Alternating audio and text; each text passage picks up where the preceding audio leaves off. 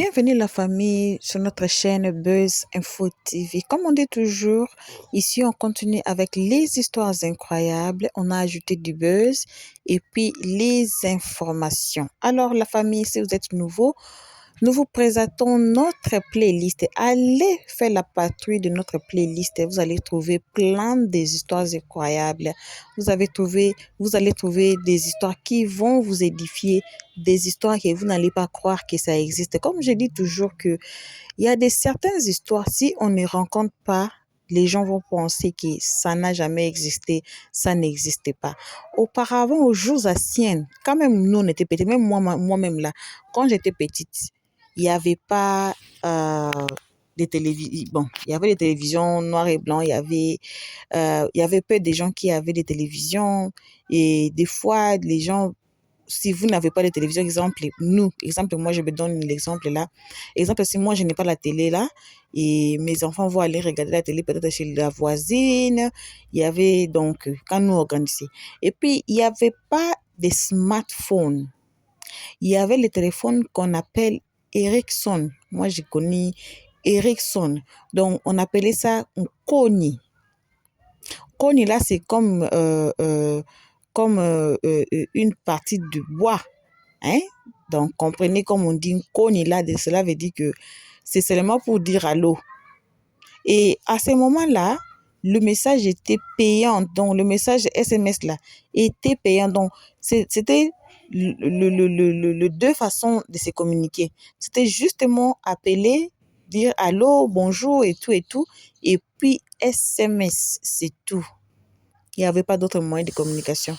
Alors, si vous avez votre chéri, si vous avez votre membre de famille, votre partenaire, votre ami qui est au loin, c'est le téléphone qu'on utilisait. À part ça, il y avait le téléphone fixe. Il y avait seulement le téléphone de la maison. Vous savez, le téléphone fixe, ça existait depuis longtemps, même avant les Ericsson là. Alors, la communication est devenue trop facile à ce jour-ci que tout ce qui se passe dans le monde, tout le monde sait. Mais le monde sait seulement ce qu'on les rencontre. Personne ne sait ce que la personne n'a pas rencontré. Alors, l'histoire d'aujourd'hui, ça va vous faire trop mal, très mal. C'est une personne que j'ai connue personnellement. Alors, ça s'est passé ici, en Afrique du Sud. Alors, comme je dis toujours, l'information est du buzz et on continue avec les histoires incroyables. Et cette histoire va vous laisser à bouche bée. Donc, il s'agit d'une dame, je préférerais éteindre son nom.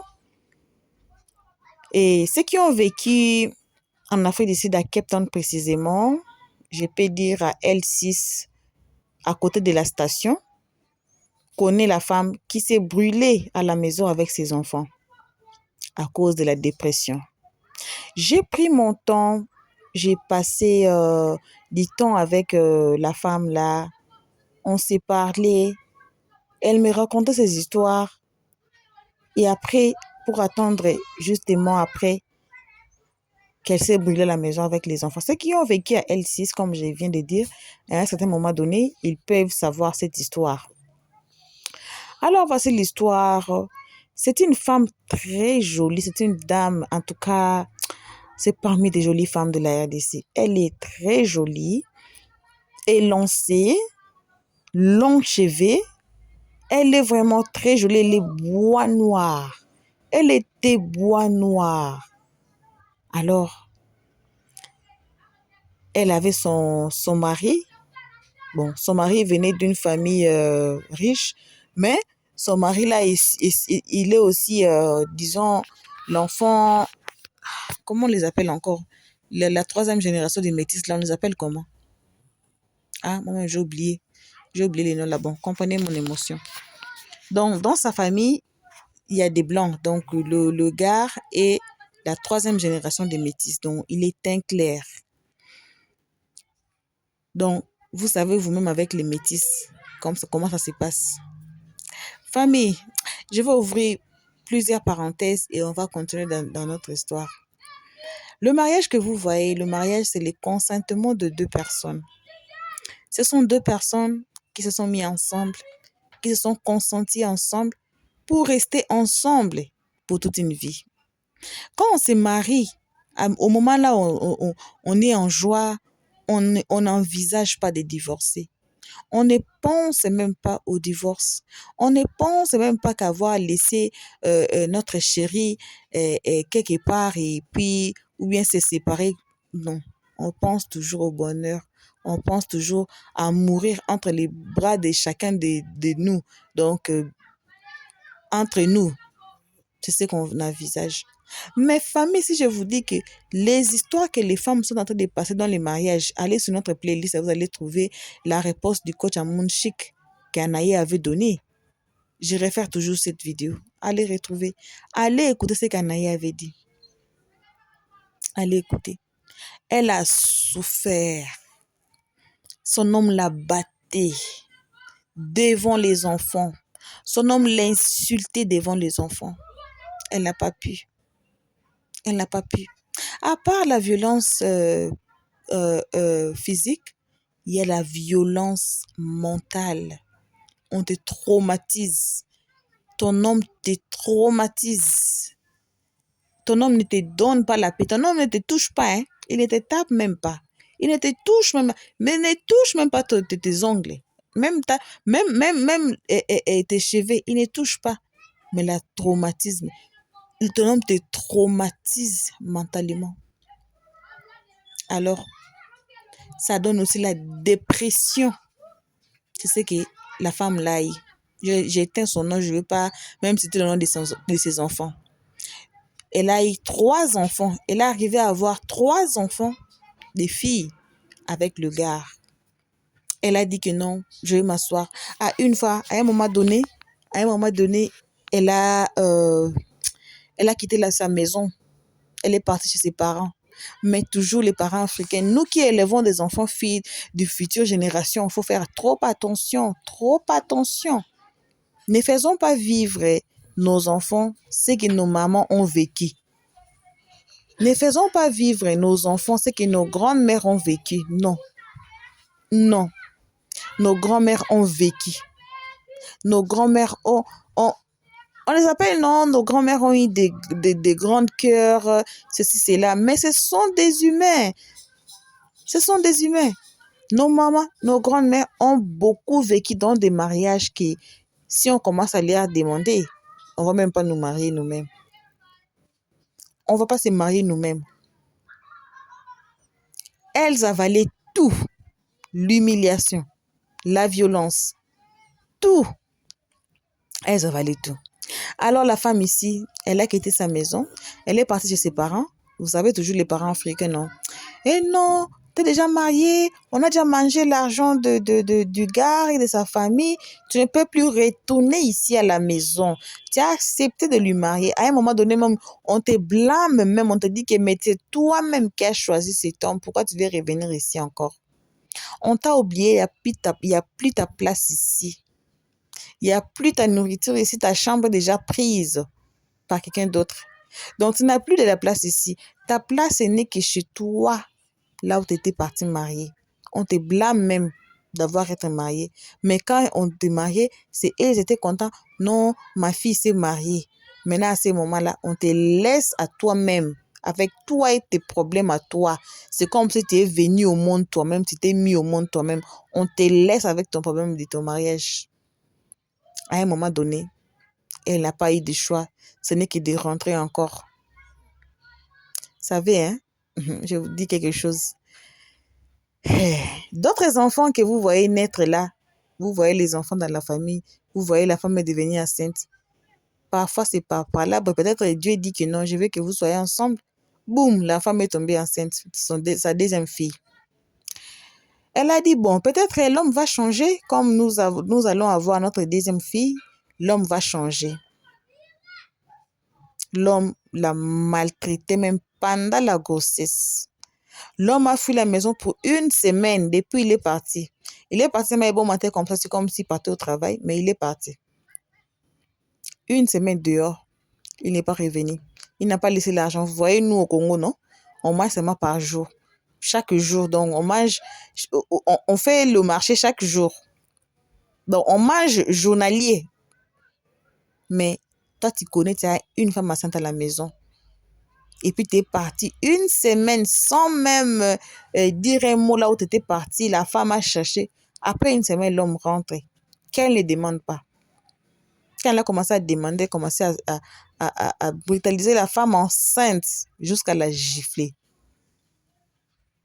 Alors la femme l'a dit, bon, je suis enceinte. Où est-ce que je vais aller? On dit toujours, non, c'est papa de tes enfants. Il faut rester, il va changer, il va changer. Combien de femmes sont mortes à cause de il va changer? Combien de femmes sont mortes? Combien de femmes ont perdu leur vie et les vies de leurs enfants à cause de il va changer? Alors elle est restée. Bon, elle a donné naissance à sa deuxième fille. Quand elle a donné naissance, le premier 3 mois là, c'était bon. L'homme était là, il prenait soin d'elle et du petit bébé et tout, et tout, et tout. Après tout, il est rentré à faire ses histoires. Alors, c'est un mystère. On ne sait pas si l'homme là avait une autre femme dehors ou bien une autre maison dehors, que lui, il partait. Et c'est un mystère toujours. Pourquoi, si tu ne veux pas de la personne, pourquoi ne pas divorcer de la personne? Pourquoi nous, ce n'est pas seulement chercher des raisons que non, je l'ai attrapé, j'ai attrapé ma femme avec un autre homme, c'est pour ça. Non, c'est un consentement de deux personnes. Si tu n'aimes plus la personne, il faut laisser la personne aller.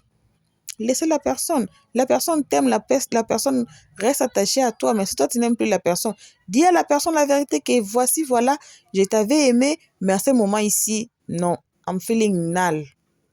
Il n'y a rien. Je me sens rien. Alors, si même se séparer, ça sera une solution. Séparez-vous. Séparez-vous. Et après, vous allez vous sentir, si vous allez vous sentir que non, vous allez vous rentrer. Sinon, vous faites votre divorce, c'est tout. Mariage, là, c'est pas forcé. Mais pourquoi on doit forcer les divorces? Pourquoi on doit forcer les divorces si mariage, là, n'est pas forcé? Alors, prenez cette vidéo, partagez à vos jeunes filles, partagez à vos enfants. Vous qui êtes mère, qui élève les enfants femmes, les filles, que vous élevez les filles. N'élevons pas nos filles qu'elles soient comme nos grandes-mères et puis elles n'ont pas été heureuses, la plupart d'entre eux. Elles n'ont pas été heureuses. À cause de quoi? Ils tremblent le mariage. Donc, quand tu es marié, quand on te met la bague sous le doigt, c'est fini pour toi. Donc, tu es là, ton mari dit Alléluia, tu dis Amen. C'est tout. Oui, c'est pas mauvais d'écouter ton homme, mais il y a des histoires là que les hommes font à leurs femmes qui n'est pas même juste devant Dieu, qui n'est même pas juste. Allons-y à notre histoire. Alors, la femme donna naissance à sa deuxième fille, et puis la femme grandissait bien, et puis l'homme, il faisait toujours ses histoires. À chaque fois, la femme allait chez sa famille, on lui disait toujours, tu étais déjà mariée, donc il n'y a plus ta place ici. Il faut seulement, comme on dit, terre à terre, il faut fermer l'équerre. Fermer l'équerre, ça veut dire quoi? Il faut tout avaler, quoi.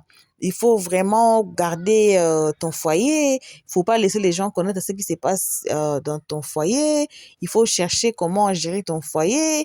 Et l'homme, là, un jour, il va changer. Donc, il va changer, mais quand même, là, en attendant qu'il change, il est en train de taper la femme, maltraiter la femme devant les enfants, manque de respect devant les enfants. Mais toi, tu attends toujours, tu étais toujours assise, attends qu'il va changer. Elle attendait, l'homme va changer. Boum! Après, sa deuxième fille et puis sa troisième fille n'ont pas vraiment d'écart. Il peut avoir un écart de 3 à 4 ans par rapport à sa première fille. Sa première fille et sa deuxième fille, elles avaient un écart, si c'est de 6 ans là. Mais sa deuxième fille et puis sa troisième fille, il y a des cas, si c'est 3 ou 4 ans. Parce que les gens disaient non, depuis il y a encore un autre enfant avec lui. En plus, c'est tout de suite, c'est un garçon là. Tu vas voir, il va changer. Non, les enfants ne changent pas les hommes. Vous les femmes, vous les filles qui êtes dans une relation avec un garçon ou bien un homme, Vous pensez que si vous tombez enceinte ou bien si vous avez des enfants avec lui, vous allez lui arrêter de faire tout ce qu'il fait. Détrompez-vous. Détrompez-vous. L'homme ne change pas parce qu'il a maintenant des enfants. Nous avons eu des papas de 6 enfants qui ont déconné. Le papa de 6 enfants, finalement, derrière le dos de sa femme, il s'est marié, il a encore d'autres enfants encore. Alors, détrompez-vous que non. Si tu veux, si tu veux que l'homme te marie, ou bien si tu veux que l'homme s'attache à toi, ou bien si tu veux que l'homme laisse tout ce qu'il fait, et il faut lui donner des enfants. Détrompez-vous. La femme ici a eu 3 enfants. Boum, 3e bébé, une fille encore au monde. L'homme n'a pas arrêté de la maltraiter. L'homme n'a pas arrêté de faire tout ce qu'il faisait. Malgré ses 3 enfants, il continuait toujours à être lui. Il continuait toujours. Il ne prétendait même pas qu'il a des enfants. Hein. Il s'en fout de tout. Il s'en foutait de tout. Devant ou dans la cachette, il faisait tout à sa femme. Devant ou dans la cachette. Alors, à ce moment-là, la femme a dit non, non, non, non, non, non. Je vais rentrer chez nous. À chaque fois qu'elle rentre chez elle, on la pousse toujours que non, tu étais partie seule. Maintenant, tu as 3 enfants ici. Tu étais déjà mariée. Ton mari ne t'a pas chassé. Ton mari n'était pas divorcé. Il faut rester dans ton foyer. Alors, elle est rentrée encore là-bas. Et l'homme même voit, à chaque fois qu'elle part chez elle, on la retourne toujours. À chaque fois qu'elle part chez elle, on dit toujours, il faut rentrer dans ton mariage. L'homme ne cessait pas. L'homme n'arrêtait pas de maltraiter cette femme. La femme a dit, ok, si c'est comme ça, alors je vais fuir avec les enfants. Parce que la façon dont l'homme ici me maltraite, je ne peux même pas laisser l'une de mes filles ici. Je ne peux pas laisser mon enfant ici. Je dois me préparer pour chercher là où je vais aller. La femme s'est préparée petit à petit, petit à petit, petit à petit, petit à petit. Après 5 ans encore de rester avec cet homme-là, sa première fille avait 12 ans. Sa première fille avait 12 ans. Après cela, elle a pris chemin. Elle dit que non, elle va fuir en Angola.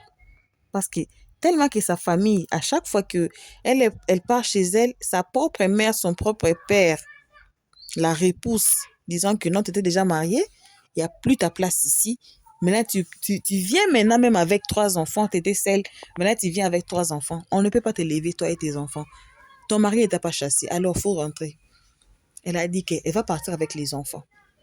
Elle a cotisé un peu, boum. Elle s'est retrouvée en Angola avec les enfants. En Angola, elle n'a pas pu rester, elle a dit que non.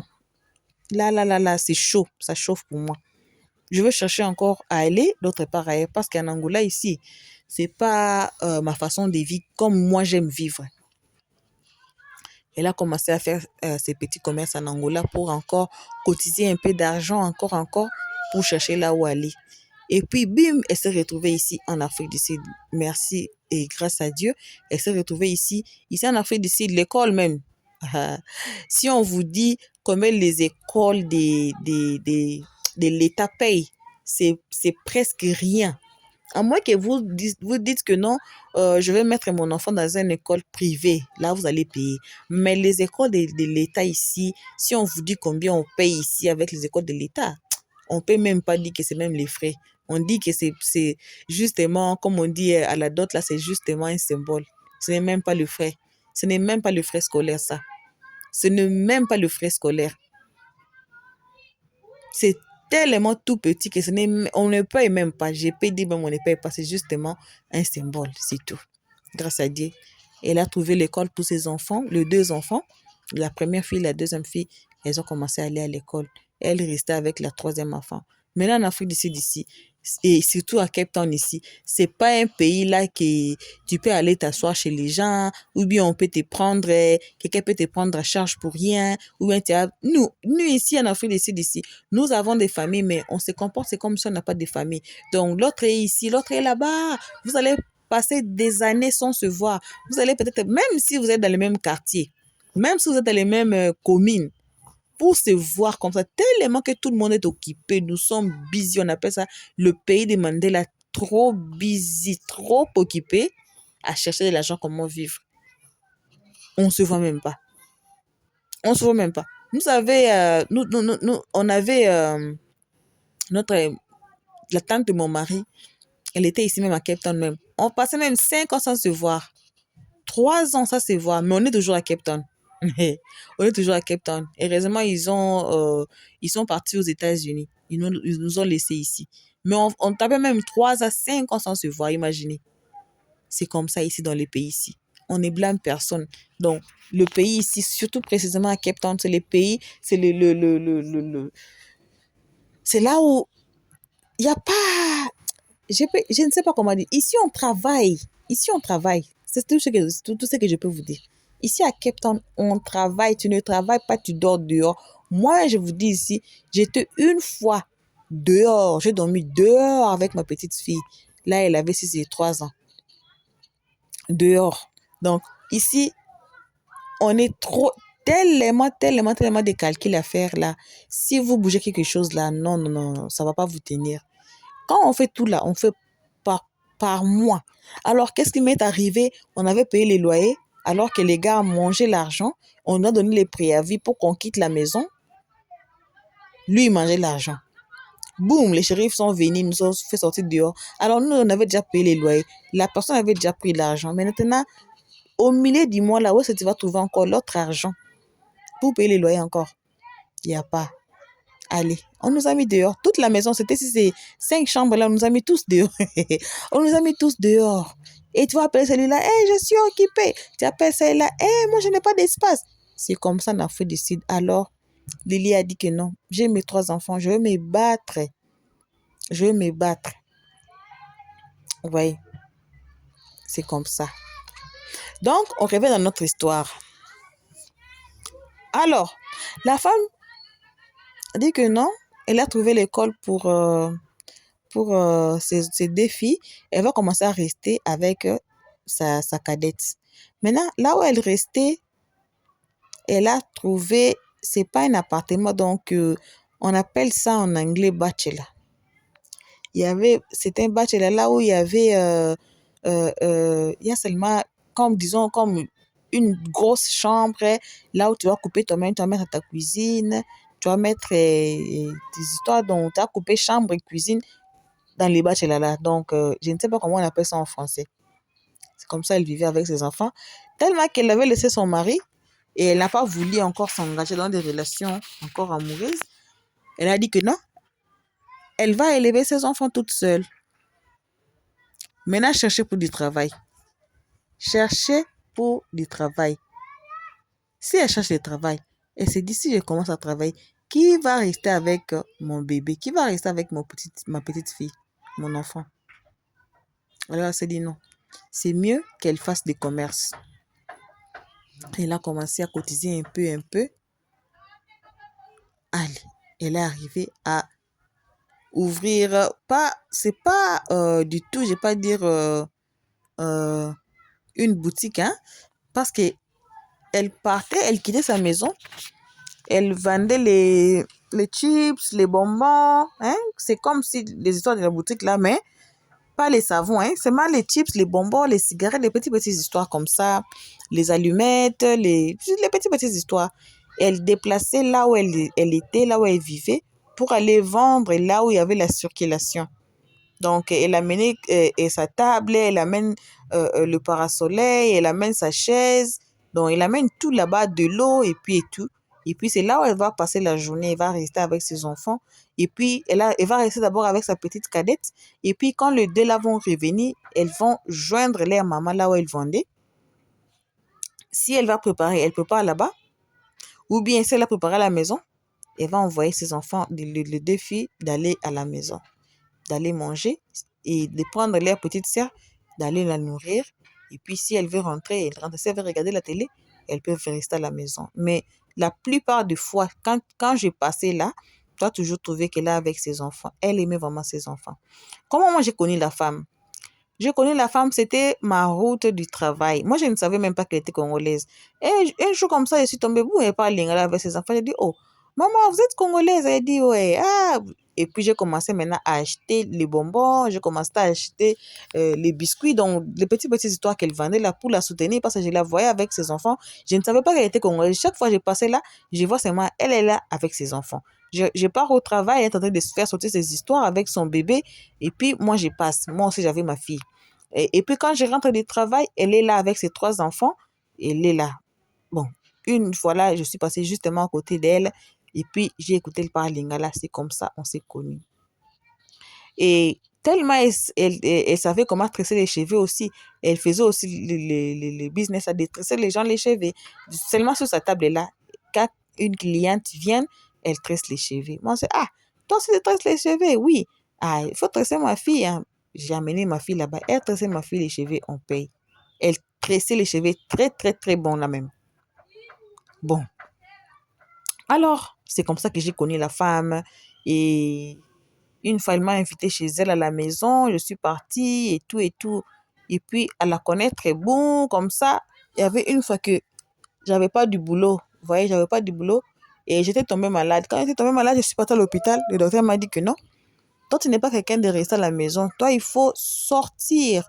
Il faut chercher à ne pas être fermé à la maison. Parce que moi, quand je suis à la maison, j'aime m'enfermer à la maison. Moi, j'aime rester à la maison. Si moi, je suis même à la maison, là, c'est mon jour de repos. Tu vas même pas me voir à la fenêtre. Je sors pas. Tu me vois même pas dehors. Je ne sors même pas. C'est comme ça, moi, je suis grandi. Alors, quand mon boulot avait fini, j'étais maintenant à la maison. Je restais à la maison. Maintenant, le docteur m'a dit que non. Quand j'étais malade, le docteur m'a dit que non, non, non, il faut sortir. Il faut prendre de l'air. Il faut aller justement quelque part. Vous voyez, même par semaine, 4 fois par semaine, même il faut aller quelque part. Ne reste pas à la maison parce que c'est ça qui te cause cette maladie. J'ai dit, ok. Alors, j'ai regardé autour de moi, je n'avais personne. J'ai dit, ah, comme la femme là, elle vend dehors et une fois, elle m'avait invité à sa maison déjà là. Bon, je pars seulement pour passer du temps là-bas. J'ai parti là-bas et c'est comme ça qu'elle a commencé à me raconter son histoire. Pendant qu'elle était dépressive, là, moi, je ne savais même pas. J'essayais de la consoler et tout, et tout, et tout. Mais elle semblait être bonne, hein? Elle semblait vraiment... Et à un moment donné, je commence à voir, elle commence à changer, elle commence à devenir un peu agressive aux enfants. Un peu agressive aux enfants. J'ai trouvé ça étrange. Et puis, elle a commencé à être, en anglais, on appelle ça paranoïa. Je ne sais pas en français si c'est paranoïde, si c'est quoi. Mais en anglais, on appelle ça paranoïa. Elle a commencé à avoir peur de tout le monde. Donc, et là, c'est comme si elle a peur que quelqu'un va leur faire du mal. Tout ça là, là. Moi, je comprenais plus.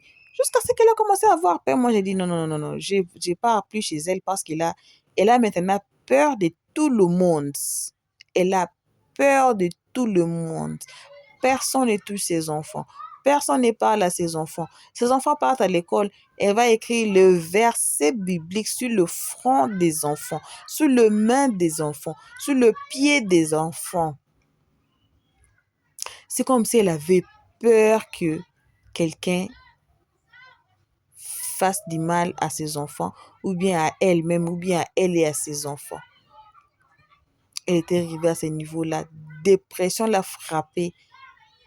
Et à un moment donné, la famille de son mari, je ne sais pas comment on l'a retrouvée, et elle a commencé à parler à la famille de son mari et ils ont demandé pour des enfants et tout et tout. Ils ont dit que non, il faut qu'elle rentre, sinon tu vas voir, ce sont nos enfants et tout et tout. Comment tu peux faire avec nos enfants? Et tout cela s'ajoutait dessus. Et il y avait un moment donné qu'on a quitté le quartier qu'on habitait. On a quitté le quartier.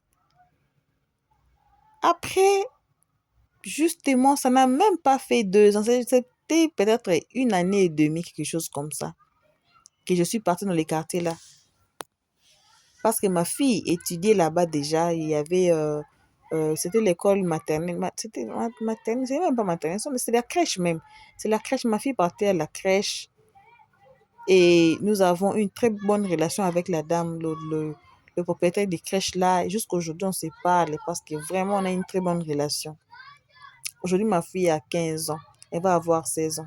Mais on a une très bonne relation avec la femme de crèche, là où elle a commencé la crèche. Et la femme, c'était même dans le même quartier.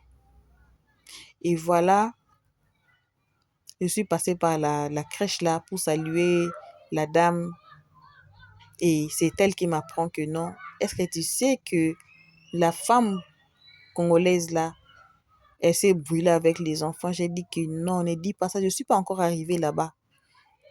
Elle a dit, elle s'est brûlée. Donc, le niveau de paranoïa est monté jusqu'à ce qu'elle ne pouvait plus. Elle a dit qu'elle va se tuer avec les enfants dans la maison. Alors, une soirée comme ça, elle a fermé la porte, elle a appelé ses enfants, elle a pleuré, elle a pleuré, elle a pleuré, elle a beaucoup pleuré. Elle a écrit des versets bibliques sur le front des enfants. Elle a écrit des versets bibliques sur, euh, sur le main des enfants. Elle a commencé à prendre le pétrole, elle l'a mis dans toute la maison pendant qu'elle est dedans. Les deux enfants là, les premiers deux filles là, elles pleuraient, elles criaient dans la maison. Il n'y a personne qui n'écoutait. Il n'y a personne qui n'écoutait. Elle criait, elle demandait au secours, il n'y a personne. Elle a fermé les fenêtres, elle a fermé les fenêtres, elle a fermé la porte, tout est bien fermé dedans. Elle a mis du pétrole, elle a mis les allumettes. La maison a commencé à brûler dedans. Les enfants pleuraient dedans, les enfants pleuraient dedans. Et la première fille a réussi de briser la porte, d'ouvrir la porte. Elle s'est gravement brûlée et elle est rentrée dedans. Elle a pris sa sœur, la deuxième. La troisième là, sa maman l'a tenue très fort. Elle n'a pas voulu lâcher la cadette. Et c'est comme ça qu'elle meurt avec la cadette entre ses mains dans le feu pendant que les deux sont sortis. Et je ne sais pas comment, quand les feux sortaient jusqu'à dehors, et la fumée est sortie jusqu'à dehors, tellement c'était déjà le soir, déjà les gens. Donc, ici en Afrique, c'est comment? On part au travail, quand on rentre au travail, vous allez voir les gens seulement les matins, quand les gens partent au travail, les enfants partent à l'école, là, vous allez trouver les gens sur la route, les gens marchent, les gens partent, les voitures passent par-ci, par-là, ça part, l'embouteillage, ça part. Et après, vous allez voir les gens, quand les enfants vont commencer à rentrer de l'école à la maison. Là aussi, vous allez voir un peu d'embouteillage, les enfants rentrent. Donc, à midi, là, vous allez voir, à midi, c'est lunch time, non? À midi, là, vous allez voir un peu de mouvement pour le lunch time.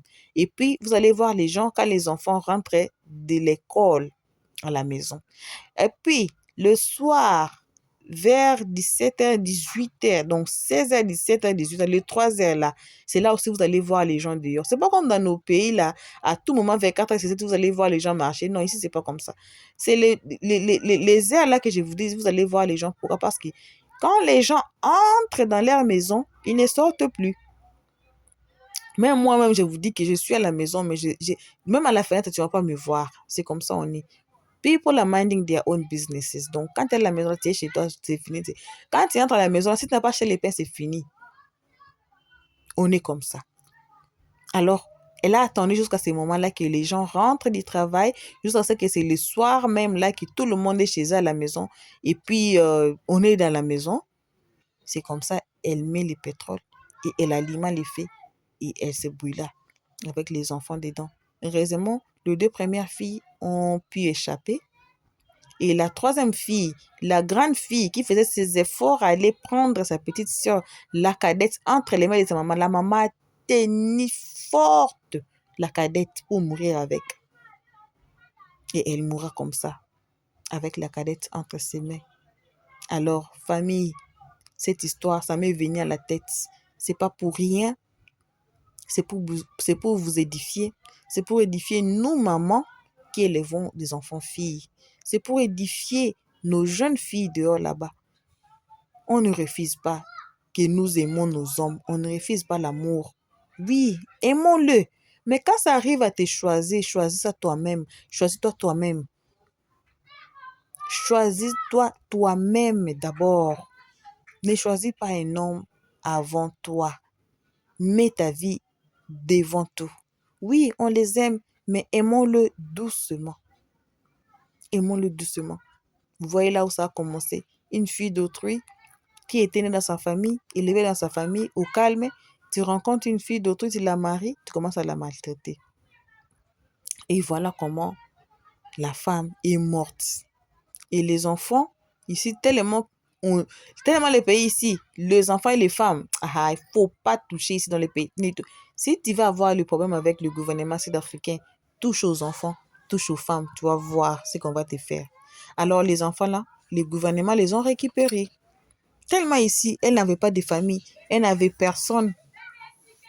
Alors, le gouvernement a pris les deux enfants. Malheureusement, elles sont brûlées grave. C'était des jolis enfants. Ah, ces enfants étaient jolis. Mais au jour d'aujourd'hui, grâce à Dieu, le gouvernement les ont pris en charge. Elles étudient. La première, là, elle est même à high school, on dit quoi? École secondaire. La deuxième, là, presque école secondaire déjà. Donc, elles sont des grandes filles, mais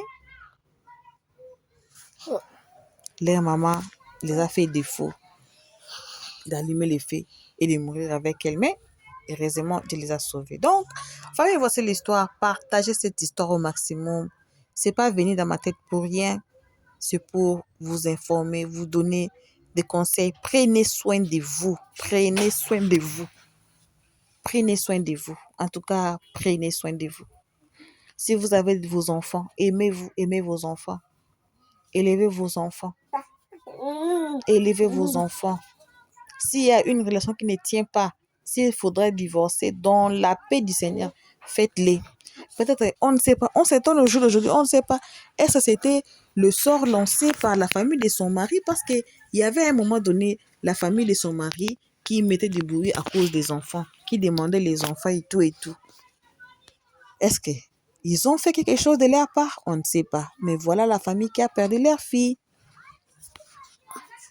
Voilà la famille qui a perdu leur fille. Élevons nos filles. Élevons bien nos filles au jour d'aujourd'hui. Élevons bien nos filles. Ne laissons pas nos filles souffrir comme nos mères et nos grandes-mères. Je sais qu'on peut faire mieux cette génération. Notre future génération sera mieux. Le mariage, c'est le consentement de deux personnes. Donc, c'est 50-50. La femme dit oui, l'homme dit oui. Parce que si la femme n'avait pas dit oui, l'homme n'allait pas l'épouser. Si l'homme n'avait pas dit oui, la femme n'allait pas être acceptée d'être épousée par l'homme là. Donc, c'est ainsi. Alors, on remercie tout le monde qui a suivi cette vidéo jusqu'ici. Merci énormément à nos likers, nos partageurs, nos commentateurs. Merci beaucoup à vous. Prenez soin de vous, s'il vous plaît. Prenez soin de vous. Il n'y a pas deux de vous sur terre. Voilà la femme qui meurt, qui laisse ses enfants. Voilà le gouvernement qui récupère ses enfants. Le futur de ses enfants, c'est où? Voilà. Donc, c'est un peu sa famille. Merci encore une fois de plus. Prenez soin de vous. On se retrouve dans notre prochain épisode. Pour l'instant, on dit bye. Merci d'avoir suivi. Abonnez-vous massivement et surtout, n'oubliez pas de cliquer sur la note de notification.